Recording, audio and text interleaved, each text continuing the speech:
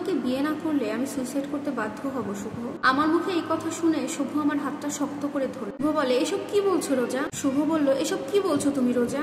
আমি বললাম, হ্যাঁ আমি ঠিকই বলছি শুভ, তুমি যদি আমাকে বিয়ে না করো আমি আমার জীবন রাখবো না। এটা বলে আমি কান্না করে দিলাম। শুভ বলছে, তুমি কান্না করো না, আমি তো তোমাকে বিয়ে করব, সেটা তো তুমিও জানো, অবশ্যই তোমাকে বিয়ে করবো। আমি বললাম, কান্না করবো না কি করব বলো? বাবা এদিকে আমাকে বিয়ে দেওয়ার জন্য তাড়াহুড়ো করছে, অলরেডি বিয়ে ঠিক করে ফেলেছে, অথচ তুমি আমাকে বিয়ে করার কোনো তোড়জোড়ি করছো না, তাহলে আমি কি করব বলো? বলছে, আমি তো সব বুঝতে পারছি রোজা, কিন্তু এই মুহূর্তে তো আমি প্রতিষ্ঠিত নয়, আমি তোমাকে বিয়ে করে এনে কোথায় রাখবো, কি খাওয়াবো তুমি বলো? আমি বললাম, ওসব আমি কিছু বুঝি না, আমি এত কিছু জানতেও চাই না, তোমার জায়গায় আমি অন্য কাউকে বসাতে পারবো না, আমি তোমাকে ভালোবাসি, আর তুমি আমাকে এখন এই মুহূর্তে বিয়ে করবে।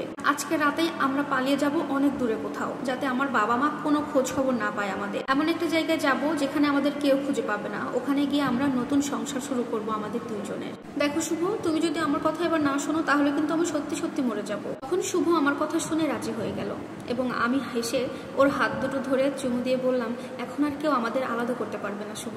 কথা অনুযায়ী রাতের বেলায় পরিবারের সবার মায়া ত্যাগ করে ভালোবাসার মানুষের হাত ধরে আমি তাদেরকে সবাইকে ছেড়ে পালিয়ে চলে গেলাম অনেক দূরে। আসার সময় বাড়িতে একটা চিঠি লিখে এসেছিলাম। আমি জানি বাড়িতে সবাই আমার উপরে খুব রাগ করবে, কিন্তু আমার কিছুই করার নাই।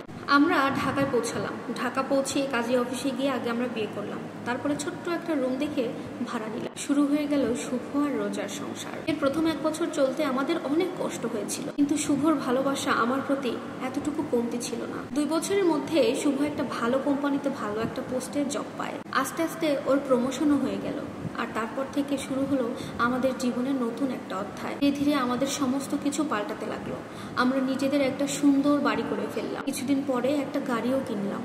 গাড়ি ভরা ছিল আমার আর শুভর স্মৃতিতে ভরা। পুরো বাড়িটা আমি আমার মনের মতো করে সাজিয়েছিলাম। এর মধ্যেই হঠাৎই আমাদের কোল জুড়ে আসলো আমাদের সন্তান। আমরা দুজনে অনেক খুশি হয়েছিলাম। শুভ প্রতিদিন আমার খাওয়া দাওয়া থেকে শুরু করে যাবতীয় কাজ যত্ন সহকারে খোঁজ খবর নিয়ে করতে শুরু করে। শুভর ভালোবাসা পেয়ে নিজেকে আমি অনেক ধন্য মনে করতাম। আমরা রেগুলার গাড়িতে করে একটা সময় ঘুরতে যেতাম, এটা ছিল আমাদের রেগুলার একটা রুটিন। দেখতে দেখতে পার হয়ে গেল 10 মাস। কোল জুড়ে আসলো একটা কন্যা সন্তান। শুভ ভালোবেসে ওর নাম রেখেছিল রিয়া। এরপরে চলে আসলো জীবনের একটা নতুন মোড়। রিয়ার বয়স যখন 4 বছর, তখন হঠাৎই একজনের ফোন আসলো। ফোনে জানতে পারলাম শুভর একটা বড় অ্যাক্সিডেন্ট হয়েছে। মুহূর্তের মধ্যে আমার জীবনটা এলোমেলো হয়ে গেল। আমি আমার মেয়েকে একটা কাজের মানুষের কাছে রেখে আমি স্পটে চলে গেলাম। ওখান থেকে শুভকে হসপিটালে নেওয়া হলো। হসপিটালে নিতেই ডাক্তার বলল ওকে আইসিইউতে নিতে হবে। মাথায় অনেক বড় আঘাত পেয়েছে। আমি হসপিটালের করিডোরে দাঁড়িয়ে প্রচুর কান্নাকাটি করছিলাম। কয়েক ঘন্টা পরে ডক্টর এসে জানালেন। ডাক্তারের কথা শুনে আমার পায়ের নিচ থেকে মাটি সরে গেল।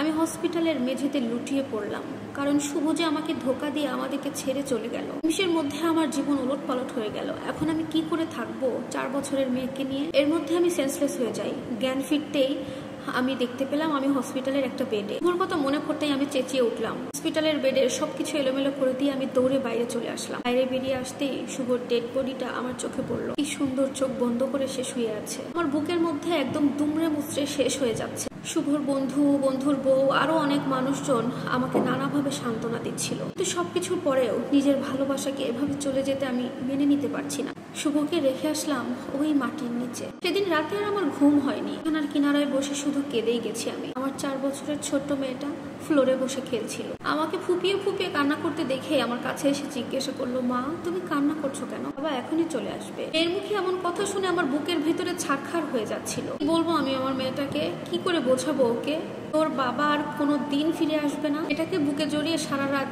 কেঁদেই পার করে দিলাম। এভাবেই আমার দিনগুলো প্রচন্ড বেগে কেটে গেল। ধীরে ধীরে নিজেকে পরিবর্তন করলাম, শক্ত করে নিলাম, শুরু করে দিলাম মেয়েটাকে নিয়ে নতুন একটা পথ চলা। ধীরে ধীরে সবকিছুই স্বাভাবিক হয়ে গেল। তো তারপরেও শুভর স্মৃতি আমি কিছুতেই ভুলতে পারি না। অবশ্য আমি ওর স্মৃতি কখনো ভুলতেও চাই না। এভাবেই ওর স্মৃতি আমার বুকে নিয়ে পার করে দিলাম 30টা বছর। আজকে আমিও বেশ অসুস্থ, প্রায় মৃত্যুশয্যায় বলা চলে।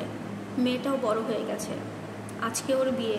এখন সব মোটামুটি ঠিকই আছে, সবাই সুখী আলহামদুলিল্লাহ। আমি এখন শুধু অপেক্ষা করছি শুভর কাছে যাওয়ার জন্য।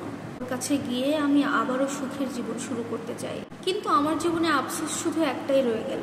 এই এতগুলো বছরের ভেতরে আমার বাবা মায়ের সাথে আমার একটাবারের জন্য আর দেখা হলো না। তারা একটাবারের জন্য আমার আর কোনো খোঁজ খবরও নিল না। হয়তো চিরকালের জন্য তারা আমাকে ভুলে গেছে। প্রিয় দর্শক, এখানেই শেষ হয়ে গেল শুভ আর রোজার ভালোবাসার গল্প। গল্পটা আমার একদম হৃদয়ে ছুঁয়ে গেছিল, আপনাদের সাথে শেয়ার করলাম। অবশ্যই জানাবেন আপনাদের কেমন লাগলো। ভালো লাগলে লাইক কমেন্ট শেয়ার করবেন। আল্লাহ হাফেজ।